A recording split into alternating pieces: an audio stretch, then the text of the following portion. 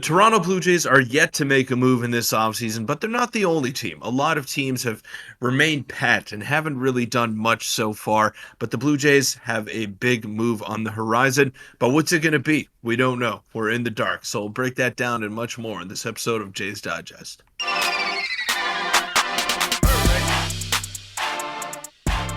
What's up, Jays fans? I'm your host, Peter Vryonis, alongside host Nick Gosse. Now, the Blue Jays have yet to make a move in this offseason, Nick. We're waiting, patiently waiting for them to do something. A lot of fans believe a big move is coming, whether that be in the trade market or free agency. We're not exactly sure what to expect, but all the moves that Ross Atkins has made in the past in his tenure as Blue Jays GM have kind of flew under the radar and have kind of been unexpected. The Jays were in on George Springer a few years ago. We weren't sure if they were going to get him. A lot of those talks, a lot of those contract negotiations were kept under wraps. Hyun-Jin Ryu, that wasn't really a conversation before it really happened. The Dalton Varsho trade, sure, the Blue Jays were mixed in with the Arizona Diamondbacks when it came to trade partners and potential trades.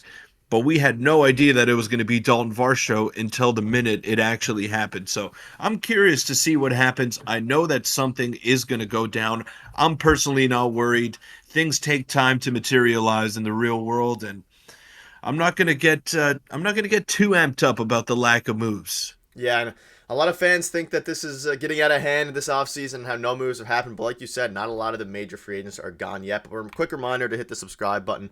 We're on the road to 11,800. So quickly, go down, hit the subscribe button if you aren't already. And Peter, it all started, I think, once the Ohtani kind of move went down. And no moves have happened really around the MLB, but some trades have went down, some minor signings, and a lot of fans are up in arms. I'm just going to show you a few screenshots, which I quickly found on Twitter. People are flaming Ross Atkins, Peter, and that's kind of I want to get your opinion on kind of the situation, and of course the viewers as well, on what you are all thinking is going to happen with Ross Atkins, and what you think kind of moves he's going to make, because a lot of fans are mad, calling for him to be fired because he hasn't made a move yet.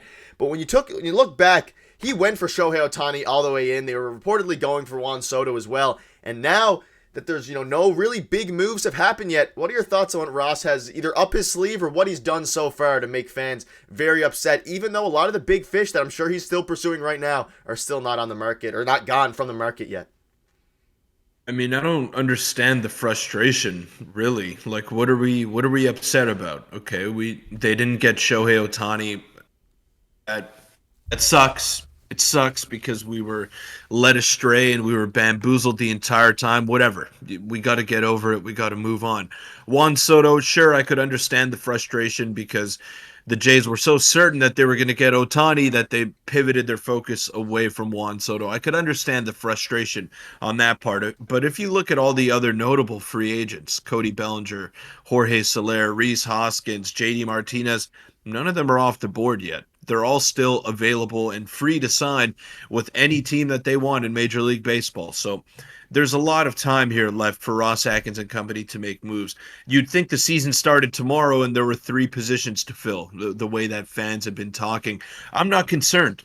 Like I mentioned in the intro, Nick, every move that has happened over the past few years has flew under the radar. We weren't necessarily expecting those things to go down and happen the way that they did, but it ended up filling holes that the Blue Jays had. It ended up filling needs that needed to be filled, and I think Ross Atkins is going to do the same thing this offseason. Whether it's third base, left field, DH, he's going to fill those positions of need however he sees fit. I think he's going to do a good job. He's always done a pretty good job at assembling teams. It's what happens in the season that I'm truly worried about. I'm not worried about them fielding a competitive team to start the year. That's not what I'm worried about. What I'm worried is if guys can take the steps in the right direction to become star players that we expect them to be. I'm worried about them making correct on-field decisions in the playoffs. Those are the things that should be on your mind as a fan, not putting together a competitive ball club and putting them on the field. Yeah, and we've seen that reports have come out regarding Ross Atkins making trades. You mentioned it. He makes trades every offseason, whether they're big, whether they're small. And he is waiting for free agents and many of the free agents that he's pursuing to make their decision before making those trades, because they directly correlate between whether they get Cody Bellinger, whether they get someone else, or whether they go and trade for whether it's a starter, if they're ending up trading one out to get an outfield or whatever it is. And again, like I said, this all kind of started back at the start of the offseason when Jeff Passan tweeted that the Jays wants to do something big this winter. And then, of course, we had the Ohtani stuff where everyone got super hyped about Ohtani. Ultimately, we're at a point now where, yes, there are some moves going down, but none of the moves that have happened, aside from maybe, Candelario could have been a guy. Other than Candelario, I'm not really sure who else necessarily the Jays has been signed that the Jays were a target for. So I don't know. I agree with you. Right. Now we're looking at guys like Cody Bellinger, JD Martinez, just Jorge Soler. All these guys are very available. And no other teams, if you can complain about the, Ross Atkins not doing moves, a lot of other teams haven't done moves. That being said, I do understand the want to actually do something, especially because of Yankees and Juan Soto. That's probably the biggest one there. We hear the Red Sox are super in on Yamamoto, so I think we all just need to relax and take a breath. I think Ross will get something done sooner than later. Yeah, we're all just anticipating the move to come, and we're waiting for something to happen here, Nick. I get it. I get the frustration and I get the anticipation that's going on, but we got to wait here. We don't know what's going to happen. I mean, the most active team in free agency thus far has been the Kansas City Royals. Are they going to win anything? Are they gunning for a World Series? No, they're simply filling their team because they had probably 18 AAA players on their active roster last year. That's what's going on over there in Kansas City. So every team is different. The Blue Jays know what they need to add in the offseason. Ross Atkins has I've been a fan of the moves that he's made thus far in his tenure. I think he's done a good job. I think he's pulled the right strings at the right time.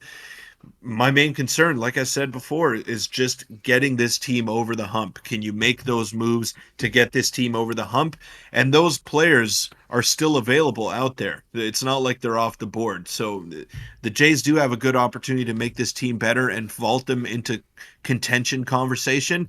And I'm not worried. I think they're going to do their job. The big thing now is, again, the Ohtani stuff skewed things a lot, but when you're looking at remaining targets, you have even Max Kepler's a guy that's his name hasn't brought up a lot as a potential trade target. I just want to get your quick opinion on a guy like Max Kepler, but I also want to throw in the fact that whether we get Cody Bellinger will directly impact whether we go for a guy like Max Kepler or a guy of someone else's ilk in the trade market. But Kepler could be a guy, seems like a Ross Atkins target. Cody Bellinger, maybe less so, but I think they're actively pursuing Cody Bellinger. But I just want to get your quick thoughts on Max Kepler as a potential target or any other trade targets you might have in mind there.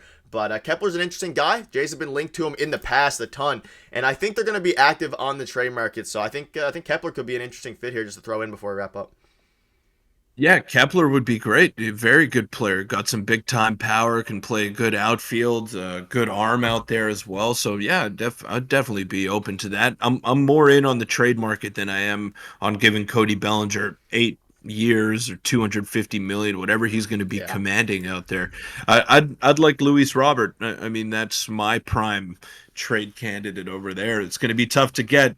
Going to cost you a lot, but if anyone could pull it off, it's Ross Atkins, and he's been very savvy with this move. So I'm good. I'm good on all of those options. I like what's out there. I think the Blue Jays could make this team much, much better, Nick, and it's just exciting.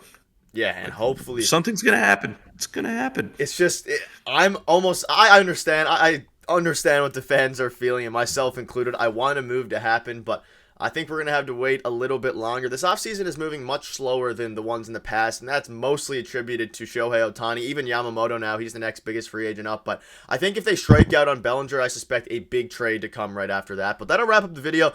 Let us know in the comments how you're feeling. Are you on our kind of side where you're okay for now, or are you feeling a little bit of panic? Let us know, and check out the video on your screen right now from yesterday if you're interested in that, and we'll see you tomorrow.